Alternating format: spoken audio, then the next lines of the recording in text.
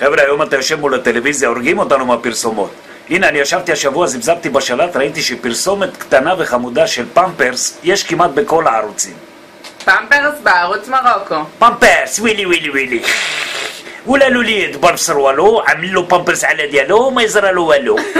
פמפרס בערוץ ההונגרי. بامبرز يدفنم تودنم بيبينم كاكي جرميدم רק מהמבטא זה נשמע מסריח.